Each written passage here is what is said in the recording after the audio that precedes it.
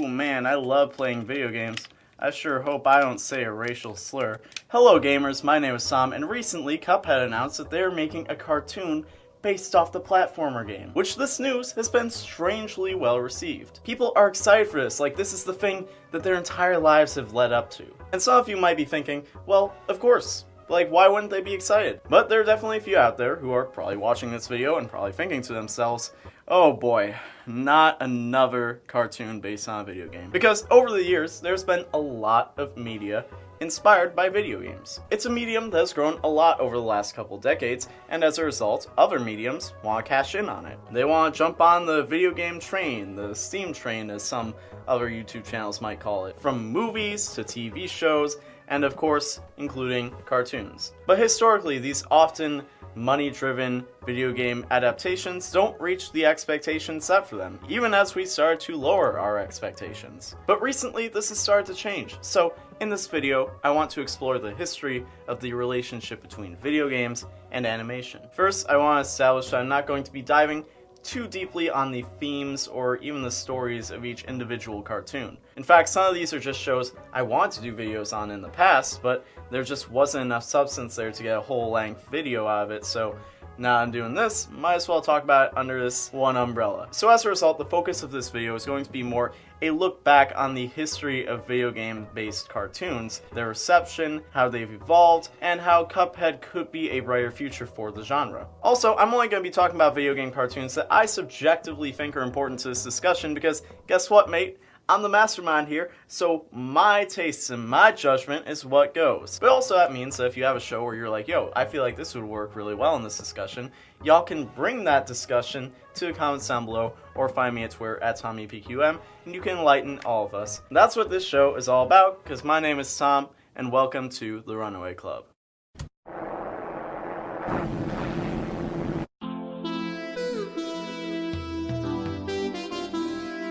Historically, cartoons based on video games have been bad because similar to most action cartoons in the 80s, they were glorified commercials to sell products to kids. And when you do that, you generally end up getting something not based on the idea of let's tell a compelling story that will engage people and get people invested in these characters. Rather, you get something founded on the idea that the more exposure you give to a franchise, the more likely people are going to be to buy the merchandise associated with that franchise.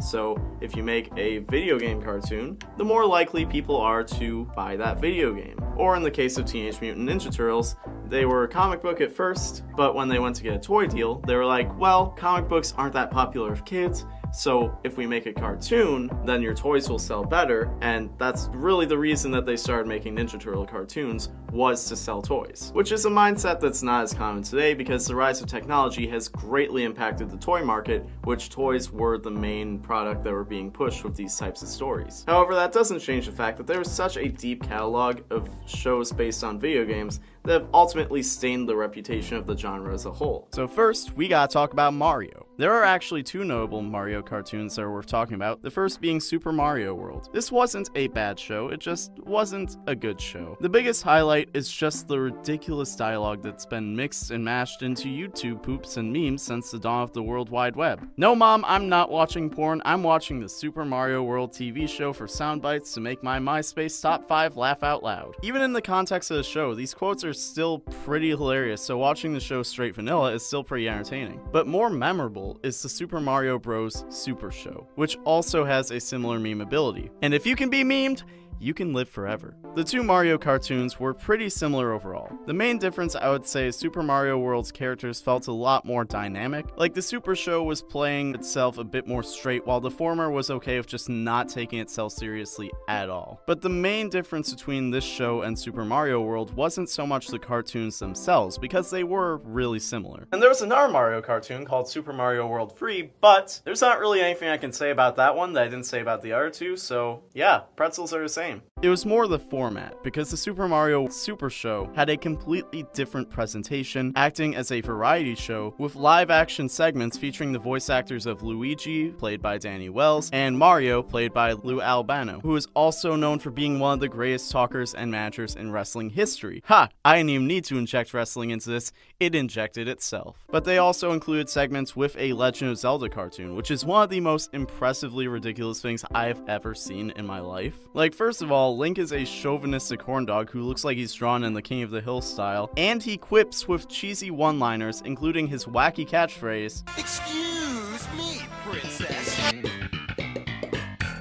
And Navi, or Sprite, or whoever his fairy's name is, it's clearly meant to be Navi. She is straight thirsting for Link. And like, I want to go into detail on how that is not going to work practically, but this is a family-friendly channel, and I am not allowed to bring that swaggy thunder energy onto this PG product. Swaggy, I love you. But I can't stop to appreciate Zelda's outfit in this show. Like, that's a look, girl. Fashion icon of Hyrule right there. So as far as the quality of both the Zelda and Mario cartoons go, I wouldn't say that they're necessarily bad, rather they're just really subpar, underwhelming, and don't really do the source material much justice. The problem ultimately comes from the fact that the soul of the property just isn't there. And this is partly from the fact that these shows existed in a different era of video games. It wasn't unreasonable to think that Link would be a thirsty weirdo as opposed to a mute pretty boy, because there wasn't anything to go off of except for a sprite that was about 8 pixels. And honestly, Mario and Luigi's portrayal was pretty spot on in concept, it was just the execution was a bit off. When all you have for reference is make a short, fat Italian plumber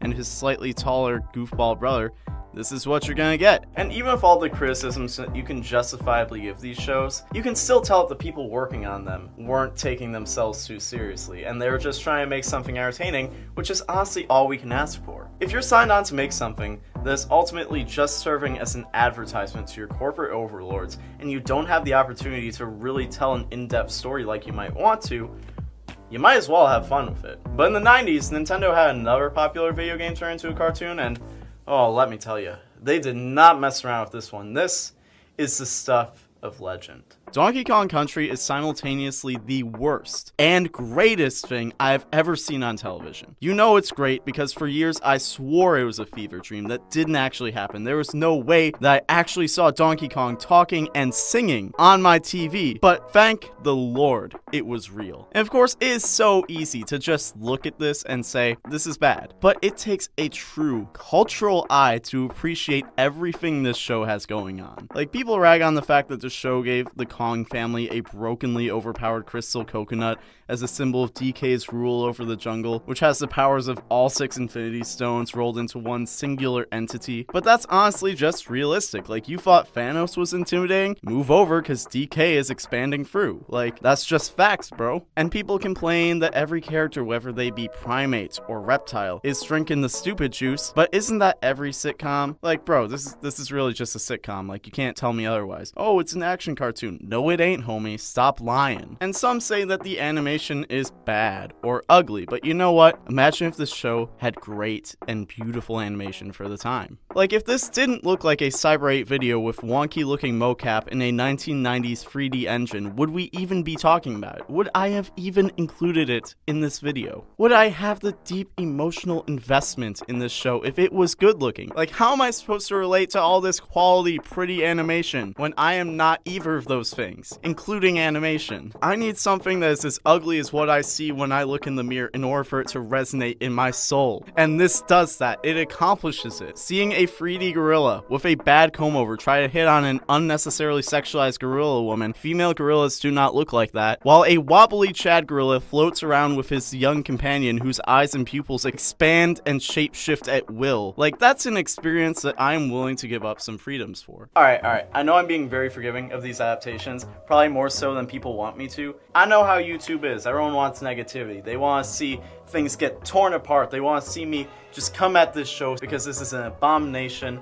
But like, where's the fun in that? Because in a vacuum, with the right perspective, these shows are easily enjoyable. And I'm sure the people who worked on these shows went on to do better things and at least partially credit their time working on these shows to their development into the best artists that they could be. But let's add the context of the effects these shows had on the perception of video game cartoons. If you were a kid and you heard that they were going to make a Legend of Zelda cartoon, your mind would probably run wild about this epic world of fantasy and adventure, or at least my mind would go that way. But then instead you get some doofus creeping on Zelda in a show you honestly can't take seriously. The point is that these shows and the artists that would come out as peers to them in that genre would end up creating a stigma against video game cartoons. A stigma that if there was a show based on a video game, that it was ultimately going to be a disappointment, setting the bar really low. A stigma that was partially changed and partially reinforced by 4Kids. For those of you who don't know the 2000s Saturday morning world of animation called 4Kids, it was like a secondary plug to Toonami, giving us American kids anime. Yeah, there were also Western action cartoons on 4Kids, but when I think of 4Kids, one of the first things I think of is One Piece and some of the hilarious edits they made to censor things, which is a staple of the network and 4Kids as a dubbing company. Censoring anime, because if American kids see aspects of another culture, then who knows what might happen. But there's also a lot of anime at this time coming out based on video games, including a Kirby cartoon that was not bad at all. And yes, I did just call something an anime and a cartoon in the same sentence. What are you gonna do about it? You gonna write a mean comment? You would, wouldn't you? I didn't watch Kirby a lot, but my memory of it is pretty positive, and it has been praised as one of those shows that does a good job of blending one-off style writing into an overarching story. And as far as my own opinion in both memory and revisiting this story, I think it holds up as a solid cartoon that definitely does maintain a similar spirit to the video games with some slight liberties. But one thing that really bugs me is just the integration of 3D into 2D animation. Like, even when that's done well, it's not my cup of tea, and here, it's not. But I know that y'all ain't here to listen to me talk about Kirby. Nah. When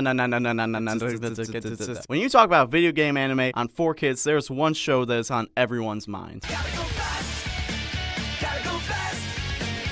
The infamous Sonic X is one of the most famous Sonic cartoons. When it comes to video games, Sonic is like Tom and Jerry. They've been making Sonic cartoons since a long time ago, they're still making them, and they may never stop making them. I just want to take a moment to say I haven't watched much of Sonic Boom, but I really like what I've seen of it, and I haven't watched enough of it to give like a full-on analysis, but I just wanted to give props out to the people who work on that show. Like, y'all are doing some good ish. Like, I don't even know if it's still on, but like, y'all did a good job. But Sonic X was the heyday, the point where gamer kids around the globe were playing Sonic Adventure and Sonic Adventure 2, and seeing a cartoon that captured the same spirit of those games while lazily and hastily adapting their story modes was hype. Unfortunately, this show wasn't good. At least not until season 3, but at that point, so many people had sat through the first 2 seasons and said, that's enough eating garbage for me, I am full, which is understandable. Have a good day. I gotta acknowledge there were aspects behind the scenes that were beyond the control of the people working on the show that resulted in a lot of problems that came through on screen in those first couple seasons. Like, dudes, animation is hard, even in the best of circumstances, which is something that RoboBuddies does a really good job exploring in her Sonic X video. So for the bulk of the show that's just bad, what makes it bad? Well, for one, the stories from the Sonic Adventure games that were the games that this show was trying to push out were handled in a very rushed and unsatisfying arc that did not do them justice whatsoever, which was a massive letdown. Not that the stories in the games were masterpieces, but still, that's a 3D platformer game, which is a limited medium for storytelling. Of course, the story isn't going to be perfect. That's the idea behind making a show, is now you have a medium that is better suited to telling that story,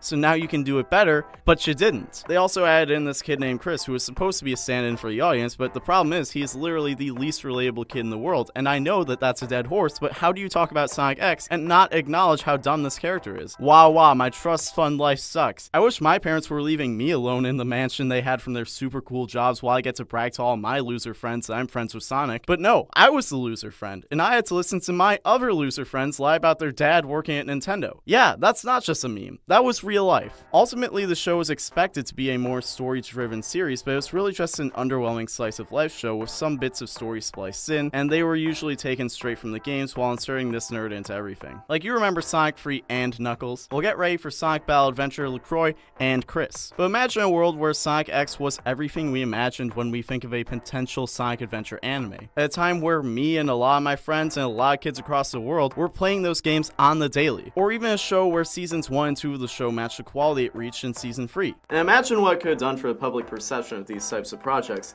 if Sonic X had actually realized the potential a lot of people saw in it. My point here is that 4Kids was a generation where we could have started to see, and maybe we did to some extent, video game-based cartoons start to eliminate the stigma around themselves and take on a new direction. But unfortunately, one of the cartoons most associated with 4Kids also happens to be one that kind of reinforced the idea that if there's a cartoon based on a video game, it's probably going to come up short. Although I also remember watching another show on 4Kids that was also based on a video game and was kind of the exception to this rule. I wanna be the very best, like no one ever was. Pokemon is probably the only video game to cartoon adaptation where the cartoon was just as popular as the game itself, and both had a pretty equal cultural impact. The mascot for the entire franchise rose to popularity largely in part because it was the Pokemon of the main character of the TV show. The first thing most people think of when they think Pokemon is not Charmander, Squirtle, Bulbasaur, or any of their evolutions. It's not the starters from the original game. It's some relatively rare electric Pokemon that the writers of the show decided to give Ash as an unorthodox starter. I also know that Pikachu, along with Clefairy, was chosen to be the face for the game's advertising early on, but I think we both know that those two facts cycle into each other. The reason that Pikachu was chosen to be Ash's starter was because he was a popular marketing tool, and Pikachu being a popular marketing tool made the anime more successful. Then people started recognizing Pikachu from the anime, which made Pikachu a more popular marketing tool, which then made the anime more popular because he was becoming a more popular marketing tool,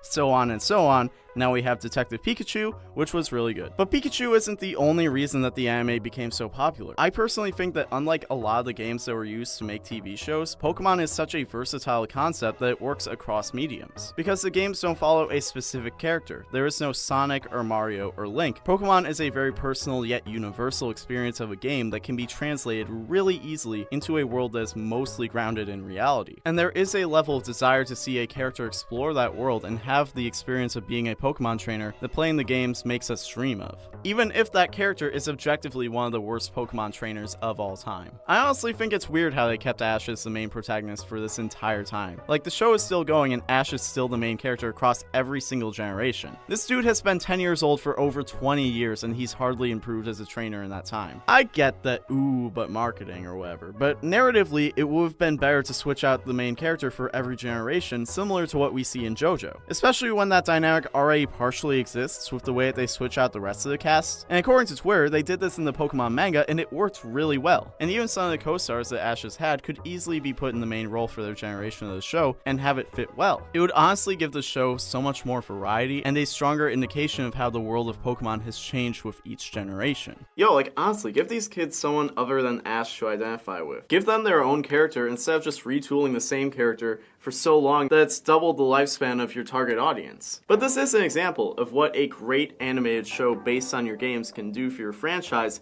if it's not just a commercial for your games. It can expand the reach of your property and become a household name the way Pokemon has. The only problem in this case is the Pokemon anime has developed a life of its own to the point where people don't really think of it as a cartoon based on a video game. So its success didn't actually impact the perception of this genre of video game cartoons the way that newer shows are now. Now what we're seeing is less video game based cartoons and more cartoons based on video games that purely exists not to sell anything, but just to tell a great story, which has been a huge step in changing the perception of video game-based animation. So what shows am I talking about? Well, Castlevania is one example of a video game-inspired show taking on a life of its own. Despite having my own personal gripes with the series that you can all hear about in my Let's Talk with Tom on Castlevania, the show is still really great. It uses the world, rules, and lore of the Castlevania franchise and builds an entire story around it with characters who do and don't appear in the games, which is something that makes this feel more genuine, is the fact that they could have gone with a big name like Simon Belmont, but they instead went with Trevor Belmont, who represents one of the less popular generations in the Belmont family. But that didn't stop them from putting so much into this character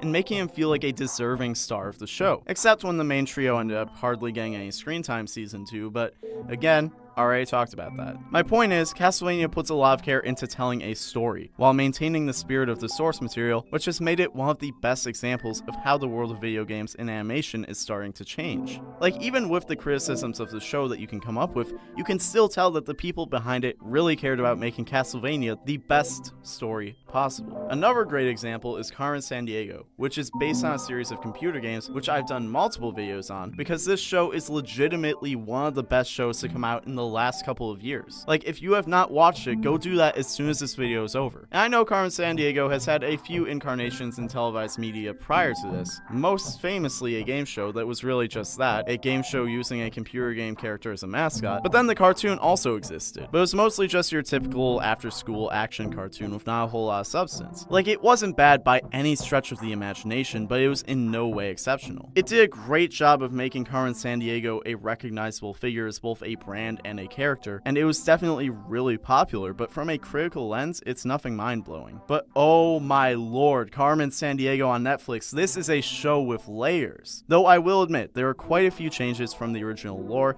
and the spirit of the franchise isn't so strong, but I can't pretend that the changes, or at least the execution of these changes, aren't a massive upgrade for the property as a whole. Exploring Carmen's moral code through an in-depth and well-thought-out backstory that has consequences on the present story is only one example of how vast and interesting this show actually is. Like, seriously, this is one of my favorite shows out there right now. Like, go watch this show. And with both of these shows finding a home on Netflix, it's easy to believe that the platform is capable of housing video game-based cartoons that are setting out to tell real stories instead of just selling a product. So because of all of this, when Cuphead announced that they would be making a cartoon for Netflix, we are now seeing a much more optimistic reaction than we would have seen even a few years ago. And part of what gives people hope for this being a good example of a property making the leap from video games into animation is it's not that big of a leap for it to make. Cuphead is a franchise that has already been catering to animation fans. There's a level of trust that the people behind the game don't want to make a cartoon just as a means to an end. If anything, making a video game was a means to getting more opportunities in animation, as opposed to the other way around. The thing about Cuphead is just in premise alone, it works for a cartoon. It's a love letter to classic 1920s style animation with such a genuine inspiration from the art form that the game itself was made using hand-drawn animation. And to my knowledge and from some research, this is not a show being made with the intention to advertise or sell a sequel. It's definitely gonna boost sales for the existing game if it's successful, but I don't get the impression that that's the goal. Rather, like Carmen Sandiego and Castlevania, this is another case of a video game property being used as a base for a genuinely engaging story, coming from people who really want to tell it. My point here is that there's always been a stigma around video game-based media, whether it be movies, live action, animation. It's always left a bad taste in people's mouths. And as we move forward in advancing video games as a medium, it's becoming more and more common for these video games to provide a cinematic narrative experience all on their own. So it might be easy to think that the days of trying to adapt video games into films or into animation are over, and trying to do so is just obsolete now. But with the number of games like Overwatch that use animated shorts as a way to add dimensions to their characters and enhance the world that the games take place in, or the Dragon Prince that was pitched with the idea that they would make a video game to exist alongside the show, it's becoming more clear that cartoons are capable of enhancing the world and stories that video games propose, and how that media can make the games more engaging. To the point where the stigma has gone away enough where people actually feel okay about getting excited about these types of projects, which wasn't the case 10 years ago. So will the Cuphead cartoon actually be good? I don't know. I ain't even played Cuphead. I'm a fake gamer. But the reaction to its announcement is a sign that the relationship between video games and cartoons, which has historically been less than great, has improved. I think we're only seeing the beginning of what could be a bright future for both platforms. As always, my name is Tom, and thank you for joining me on the Runaway Club. But before you go, if you enjoyed this video, make sure you click the like button, and please share it with your friends. If you haven't already, please subscribe to the Roundtable, and hit the bell for notifications to never miss a video. If you want to go above and beyond to support the Roundtable, you can click the join button down below to become a channel member, or you can pledge to us on Patreon, or you can hit up our Teesprings and get some sick merch. I'm not wearing any right now, but it's pretty sick. Trust me. So thank you once again for watching. My name is Tom. I hope you have an awesome day, and I'll see you next time. See ya.